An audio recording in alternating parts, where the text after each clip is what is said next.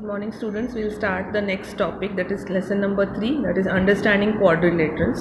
Okay, for understanding quadrilaterals the introduction part says what is a plane surface and plane curve. Okay, so the surface which you see, which you are writing, or that is a plane surface, and curves, like suppose you have this, these are known as curves. Okay, and these are straight line segments. Now here in the curves, okay, this is a closed curve. Similarly, this is a closed figure, this is an open figure, this is an open figure. Okay, so the next is a polygon. Now a simple closed curve which is only made up of line segments is called a polygon. Now here in polygon I just want all of you to understand that it is only made up of line segments. There are no curves here. Okay, and it is a closed figure. So if you see these two, they are all made up of line segments. But 1, 2, 3, this is closed figure, while these are all open here. It's open here. It's open here. So this is again not a polygon. Even if there are no curves, only line segment, but it is open. That is why it is not a polygon. Here there are no curves, only line segments, but it is a closed figure. That is why it's a polygon. Okay. Now just turn the page. The next page you have got classification of polygon. Now in classification of polygons, you have got polygons based on the number of sides. Okay, so if you have got 3 sides, it's a triangle. If you have got a 4, it's a quadrilateral. So similarly from 3 to 10 sides. So if you have a 10 side, it's a decagon.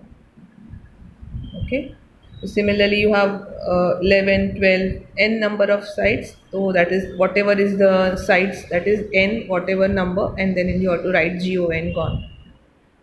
Okay, so these are all polygons. There, if you see here 5, that is pentagon. If you see the sides 1, 2, 3, 4, 5. So 5-sided figure is called as a pentagon. Okay. Now next we go for the diagonals.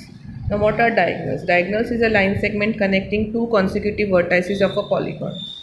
The 2 very important is non-consecutive vertices. Now what is consecutive and what is non-consecutive?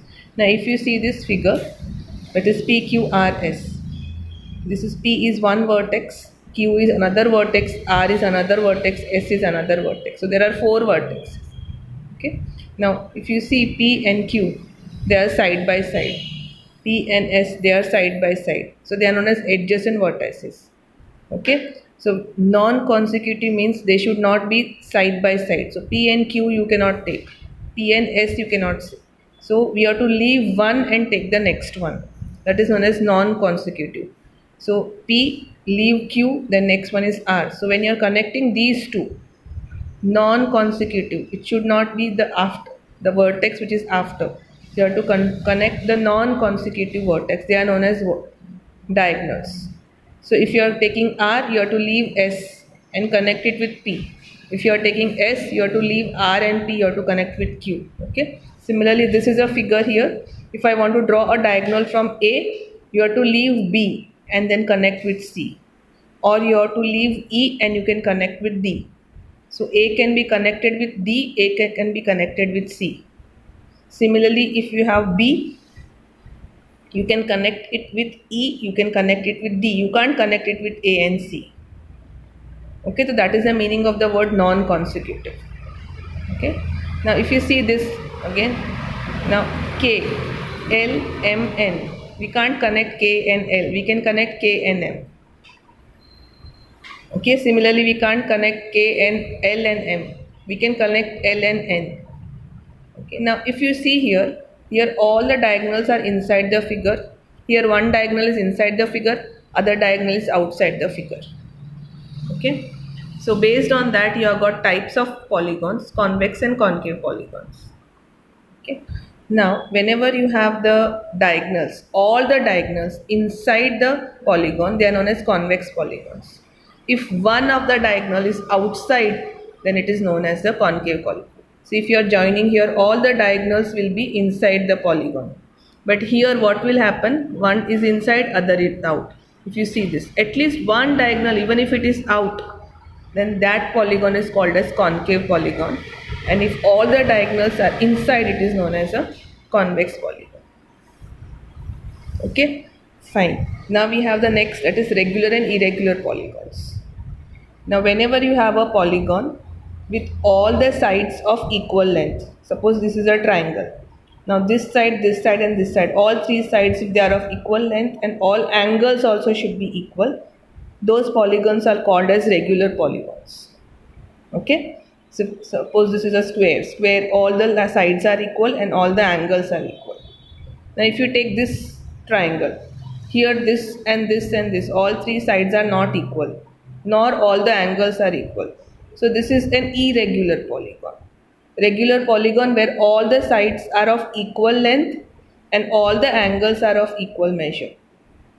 So it should be equiangular, equilateral. So a regular polygon is both equiangular, equilateral, sides of equal length, angles of equal measure. Any one of them is not there, it is not a regular polygon. Okay, suppose you have got equiangular but not equilateral, so it becomes an irregular polygon. Even if it is equilateral and not equiangular, it is irregular polygon. Okay, so in this notebook I have made a revision or recap. I'll be sending you this picture about the definition of polygon, diagonal, convex polygon, concave polygon, regular polygon.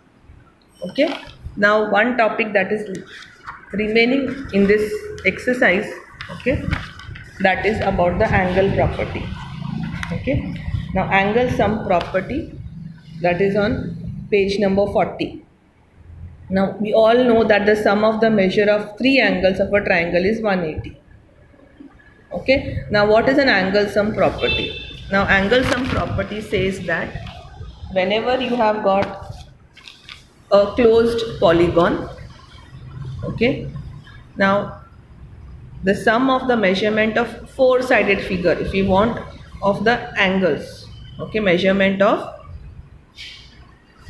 all the four angles of four-sided figure. Okay, how are you going to calculate this? Three sides we know it is 180. Now we have one extra side, so we have to add 180 and it becomes 360. So four-sided figure, if you want to measure the four angles, the total measure is 360. Now how do we get this? There's a simple formula for that. Whatever is the side of the figure, 4, and subtract it by 2 and multiply it by 180. So suppose this is a four-sided figure. So 4 minus 2, that is you get 2. 4 minus 2 is 2. Multiply it by 180, you get 360. Suppose there is a five-sided figure. Okay, suppose it is a pentagon और pentagon का हमको major चाहिए angles का, measure of the 5 angles of pentagon. तो कैसे करोगे? 5 minus 2 तो कितना आया? 3 multiplied by 180, so you get 540. Suppose you have a 6 sided figure, hexagon है. किसने पूछा कि हेक्सागन का एंगल्स कितने हैं, टोटल सम कितना होता है उसका?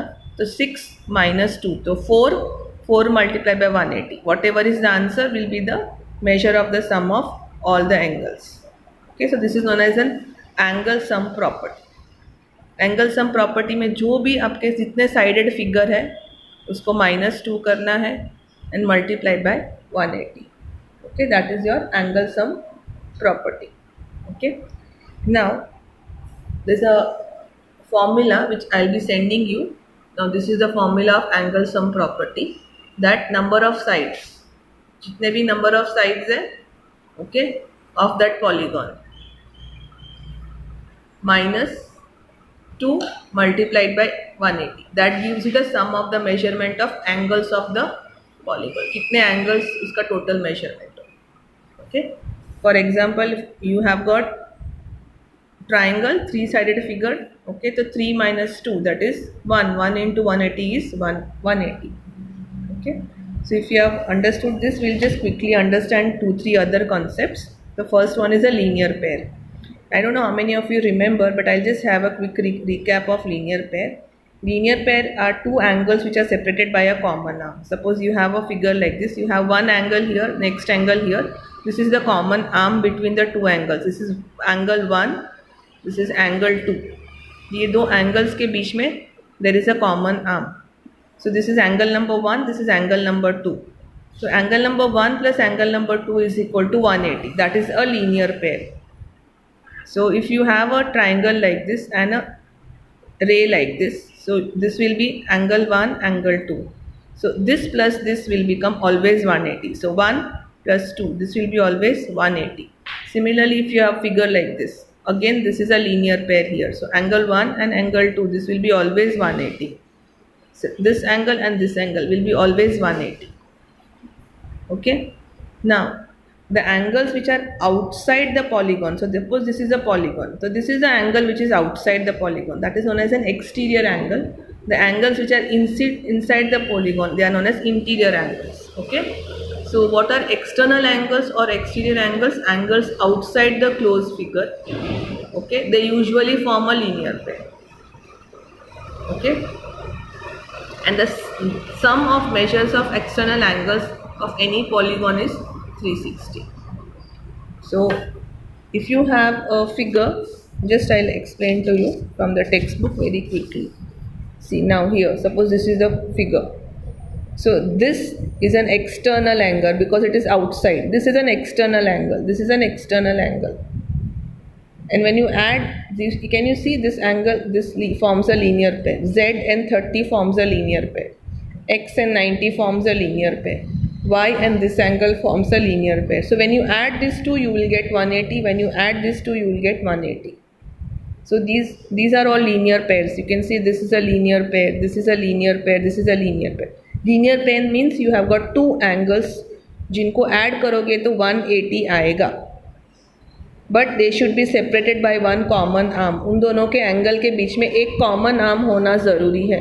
लाइक ये एंगल और ये एंगल है तो इसके बीच में ये कॉमन आर्म. देन ये दोनों एंगल का total sum will be 180. Okay, thank you.